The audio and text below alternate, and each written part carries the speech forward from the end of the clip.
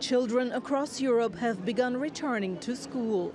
This year, their essential equipment includes not only backpacks filled with notebooks, but also masks and sanitizers. The coronavirus doesn't scare me at all. I can fight it. What I do is I take hydroalcoholic gel like this and I put it everywhere.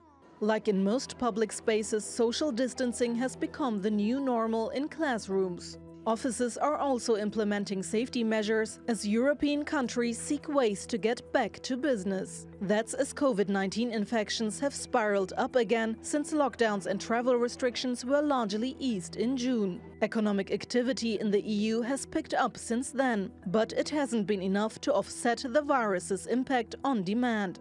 Factory output increased for a second straight month in August, but business owners remain worried about investing and hiring workers. Unemployment was slightly lower than expected, but still rose to 7.9% in July from 7.7% in June. And for the first time in 4 years, the Eurozone fell into deflation in August. Consumer prices fell 0.2% year-on-year. The European Central Bank has been aiming for price increases of around 2% over the medium term.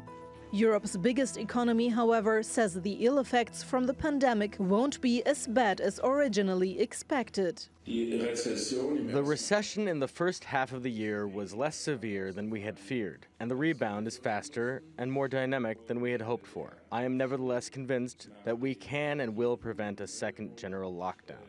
In April, Germany had forecast an economic contraction of 6.3% this year. It's now revised this upwards to a contraction of 5.8%, which would still mark its deepest recession since World War II. At the same time, it's downgraded its growth forecast for next year due to weak foreign demand. While European economies are struggling to recover from the virus's fallout, they're being dealt another blow. Starting Tuesday, some European goods, including German and French jams, will be subject to US tariffs. That will make them 25% more expensive for American consumers. Washington is also pressuring the EU over state subsidies to aircraft maker Airbus. All that is only adding to coronavirus uncertainty. Analysts fear that resurging infections in many parts of the bloc will lead to new restrictions, putting more pressure on the economy. Sibel Karkus, TRT World. Well, for more on this, Daniel Lacalle joins us now from Madrid.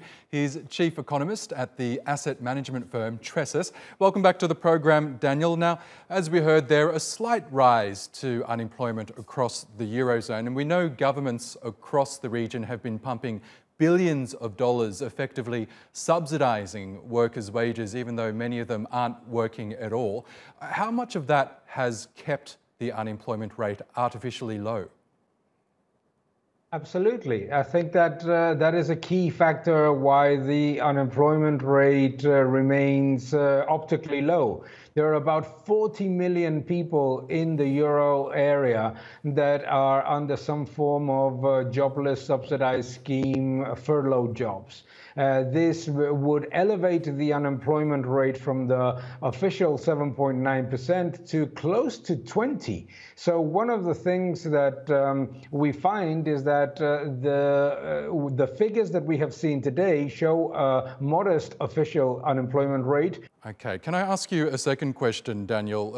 A bigger worry perhaps is that the latest data shows that inflation across the region has actually turned negative. Now that's despite the European Central Bank pumping around $1.6 trillion into the economy, buying up bonds in an attempt to actually avoid that and increase inflation.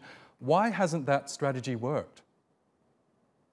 Certainly because injecting trillions of liquidity into the economy when the problem is not of liquidity. It was never a problem of liquidity. Excess liquidity at the ECB was already at 1.8 trillion euros when the pandemic started. So the problem is that they're trying to solve a problem with a solution that it does not solve the situation of so many small businesses that are collapsing due to lack of sales and weakness of the especially on the working capital side, with the rise of zombie companies is enormous. Okay, so in your opinion, what do governments and the ECB need to do now in order to prop up the economy, boost inflation, and really tackle unemployment?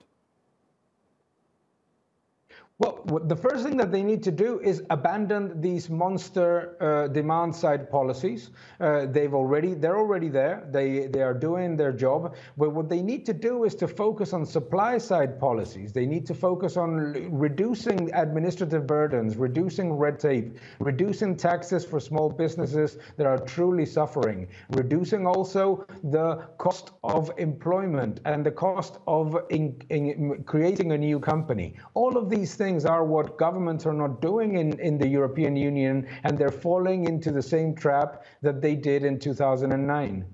Okay, Daniel Lacalle from Tressis in Madrid, thank you so much again for joining us on the program.